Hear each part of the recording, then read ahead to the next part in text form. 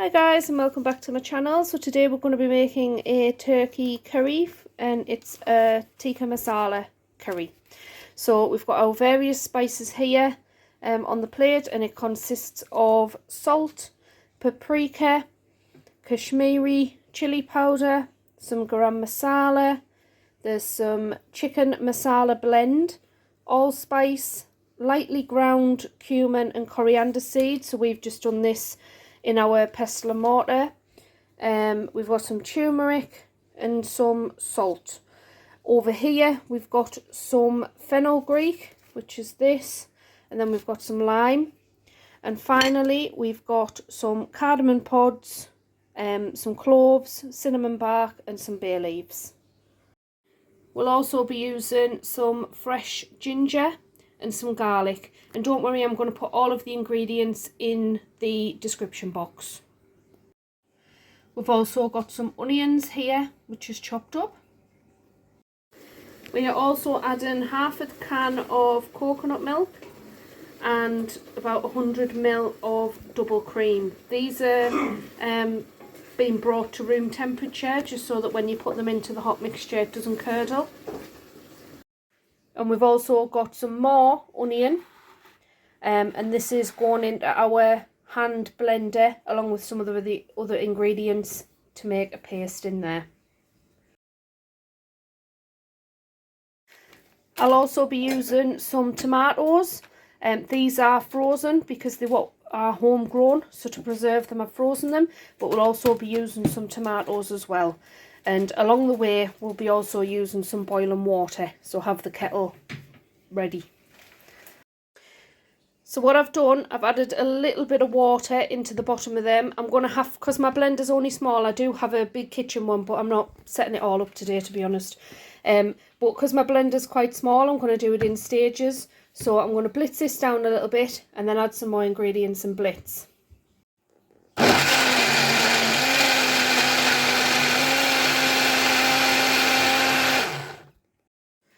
So into the mixture next is our garlic and ginger that we're putting in, and we're going to put a couple of tomatoes in as well. So there's the tomatoes going in there, and that's a good handful of the frozen cherry tomatoes, so you can see there how many we've put in.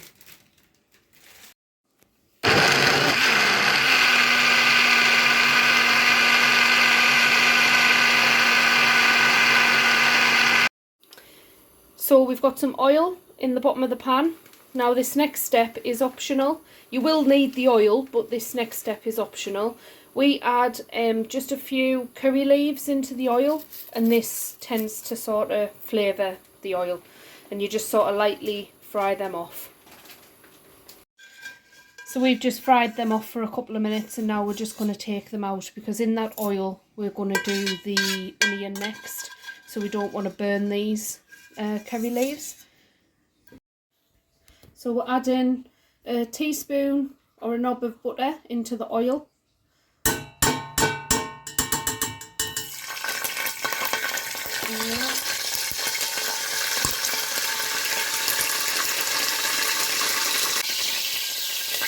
And now we're going to add our spices here into the mix. And we've got the clove, we've got the cinnamon bark, bay leaves and some cardamom pods. And we're just going to be careful with that butter, because it does tend to spit a little bit when you add that in. So you're just going to fry these off to infuse the oil for a minute, and until that's melted and all combined. Once that's combined and melted down, this butter, we're going to add the onions, and we're going to fry the onions off. Just over a medium to low heat, we're going to fry these off. So we're going to move that back onto the hob, and over a medium heat we're going to let them bubble away. You can see how it's really cooled down once the cold onion's gone in there, but it will heat back up. So we've just put a lid on and we're just going to let these fry off and simmer, bubble away just until the onions are softened and a little bit golden.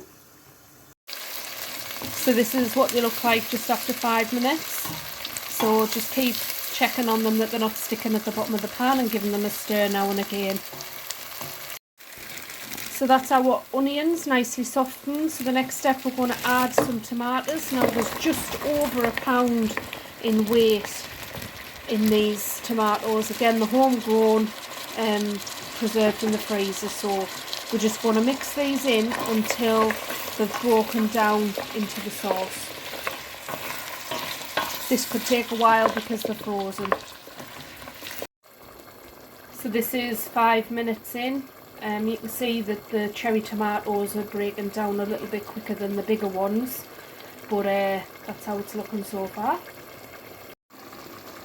So the mixture is breaking down nicely there, and we'll just keep giving it a stir. But what we do want is all of this excess liquid here that has come out of the tomatoes. We just need that to evaporate and reduce right down. So that's what we're doing now, and that can take a lot of time. It just depends on how much excess liquids come out of your tomatoes. You can use tinned tomatoes, but we prefer to use fresh, and plus we've got them because they're the homegrown, what we've stored. So that's what we're going to do now. We're just going to keep reducing this mixture down.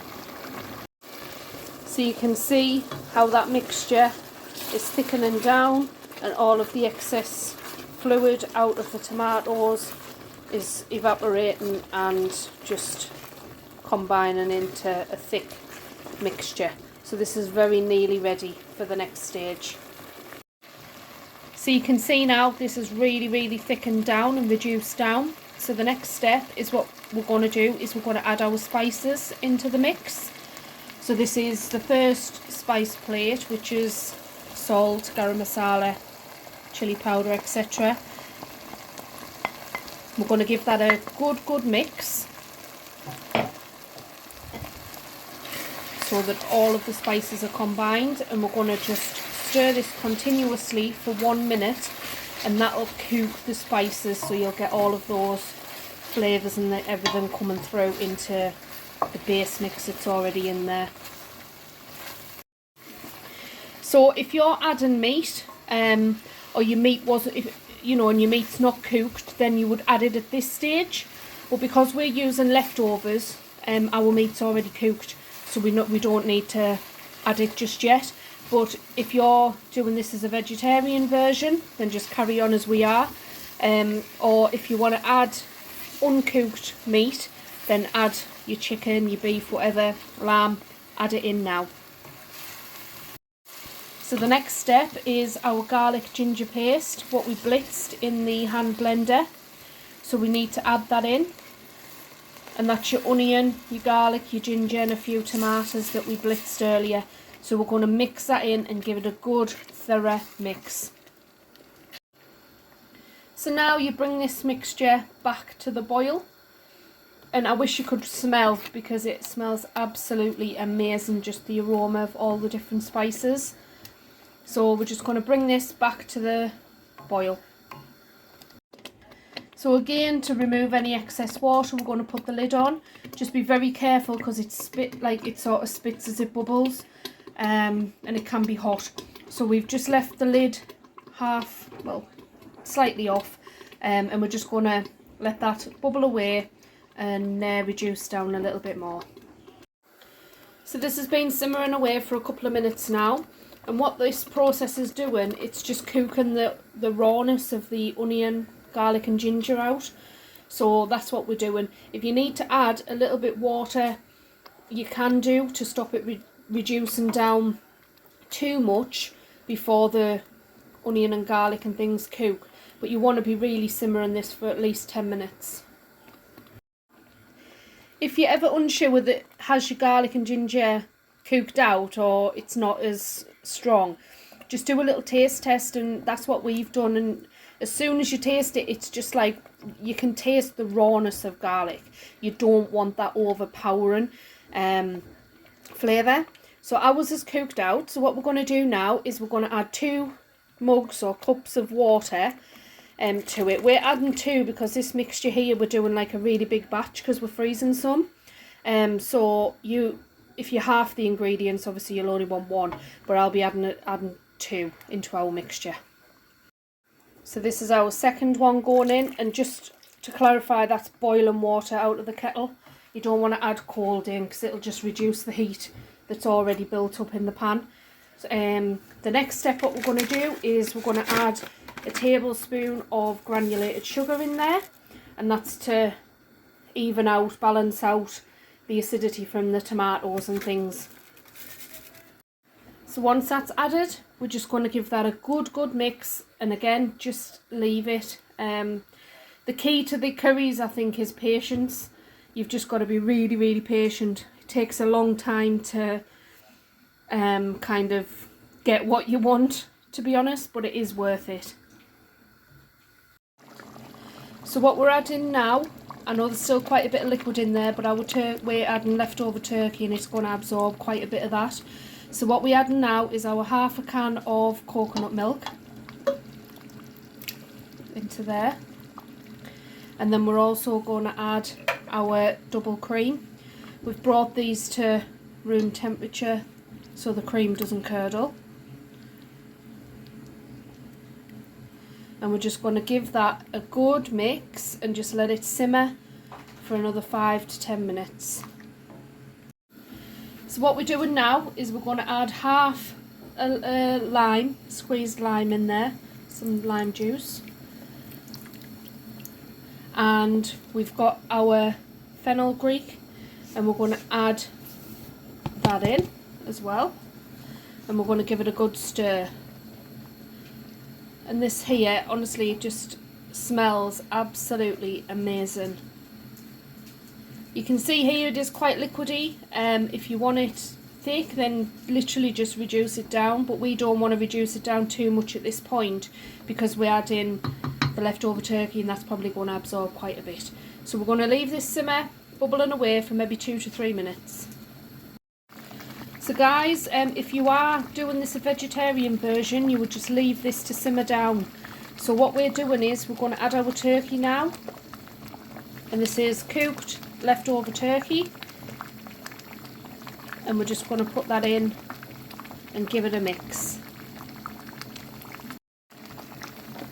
So just give that a good mix, and you'll see almost straight away the turkey absorbs quite a lot of the sauce as well.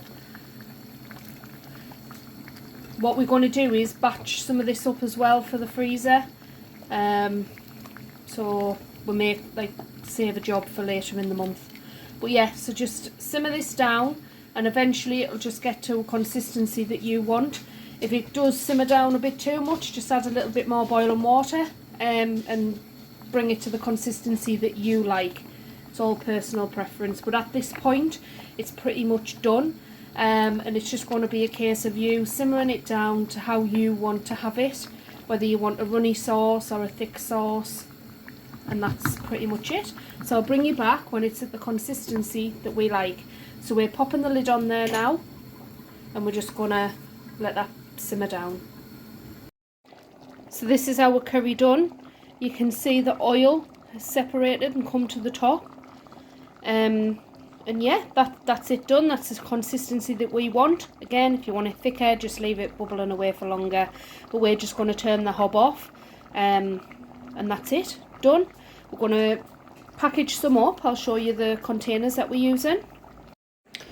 So I buy these and they're in Home and Bargains. And they are £1 for 12. And they're ideal for the freezer. And you can write on the top as well to say what it is for labelling and things. Absolutely fantastic. So yeah, we'll be packaging some of that up for later days, but thanks for joining us.